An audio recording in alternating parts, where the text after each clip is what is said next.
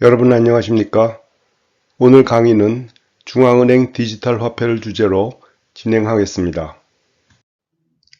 최근 파이낸셜 타임즈는 디지털 유로에 대한 심층 분석을 실었습니다. 유럽 중앙은행은 디지털 유로 도입을 위한 프로젝트를 추진하고 있으나 소비자, 금융가 및 정치인들 사이에서 이 프로젝트가 실제로 달성하고자 하는 목표가 무엇인지, 그리고 잠재적 위험이 이득보다 더 크지 않을지 의문이 있다고 보도했습니다.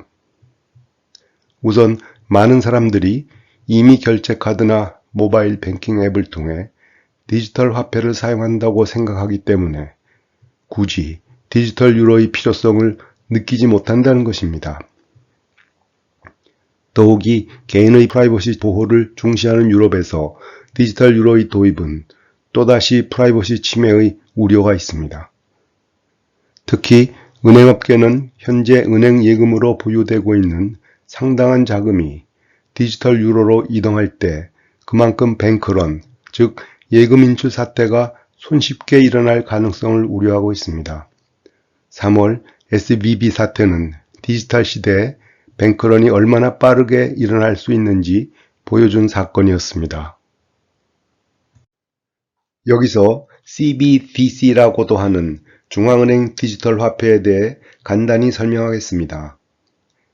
CBDC는 플랫폼에 기반해 중앙은행이 발행하는 디지털 화폐입니다. 이 플랫폼은 통화정책을 수행하는 중앙은행이 통제합니다. 따라서 가상화폐의 핵심인 분산원장 기술에 기반한 블록체인 플랫폼과는 전혀 성격이 다릅니다. 화폐로서 CBDC는 결제와 가치 저장의 기능을 수행하며 일반 사용자를 위한 법정 화폐인 디지털 토큰으로 현금과 동일한 단위로 발행되는 소매 CBDC와 은행 간 이체 및 증권 거래와 같은 거액 금융 거래를 결제할 목적으로 발행되는 도매 CBDC로 그 유형이 구분됩니다. ECB는 디지털 유로가 출시되면 모든 시민과 기업이 사용할 수 있는 소매 CBDC일 것이라고 밝혔습니다만 앞으로 도매 부분까지 포함할지 여부는 아직은 확실하지 않은 듯합니다. 이 그림은 CBDC가 도입 시 게임 체인저의 파급 효과를 미칠 것임을 보여줍니다. 우선 CBDC가 등장하기 이전 우리가 돈이라고 부르는 것은 현금, 은행예금, 그리고 준비금 이렇게 세 가지가 존재합니다. 세 형태의 돈은 중앙은행이 발행하거나 모든 사용자들이 보편적으로 받아들이거나 디지털 형태의 화폐이거나 하는 세 속성을 가지고 있습니다. 각 화폐는 이 가운데 두 가지 속성만을 공유합니다. 우선 현금은 디지털 화폐가 아니며 은행예금은 중앙은행의 돈이 아니며 준비금, 즉 상업은행이 중앙은행에 예치한 예금은 소비자가 사용하는 통화가 아닙니다. 세 가지 돈이 공존할 수 있는 것은 각각의 돈이 두 가지 속성만을 공유하기 때문입니다. 예를 들면 은행예금은 일정 수준 한도에서 예금보험이 적용되기 때문에 안전성에서 현금보다 못합니다만 대신 디지털화로 현금보다 거래하기 편리합니다.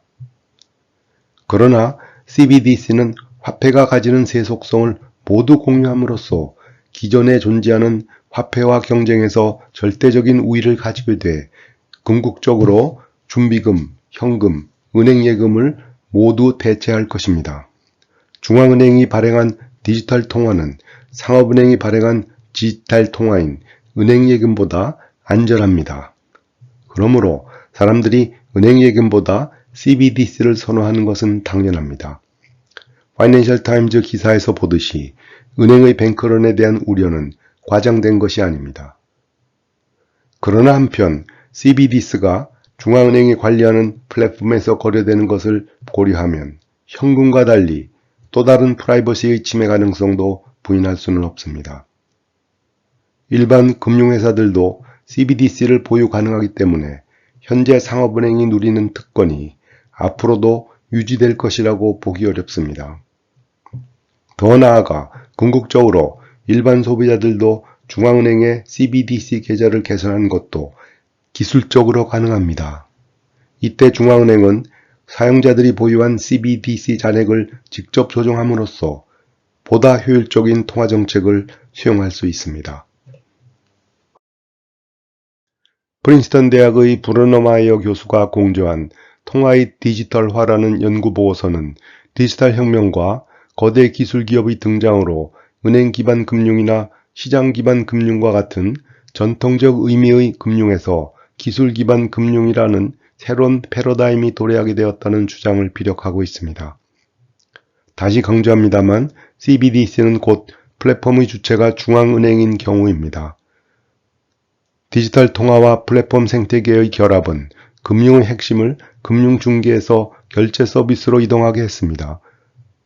특히 전자상거래와 함께 다양한 금융 서비스를 제공하는 결제 서비스는 디지털 화폐 발행자가 사용자 정보를 독점함으로써 기술 기업이 금융의 주체가 되는 것을 가능하게 했습니다.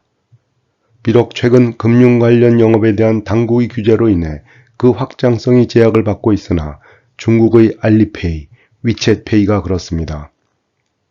한편 플랫폼 앱의 보급은 국경을 초월한 디지털 통화 영역, 즉 디지털 달러화의 출현을 가져오게 되었습니다.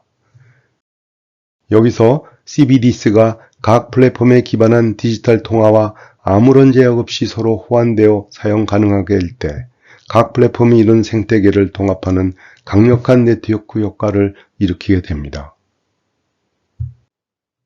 과연 유럽 중앙은행이 디지털 유로를 추진하려는 의도는 무엇일까요?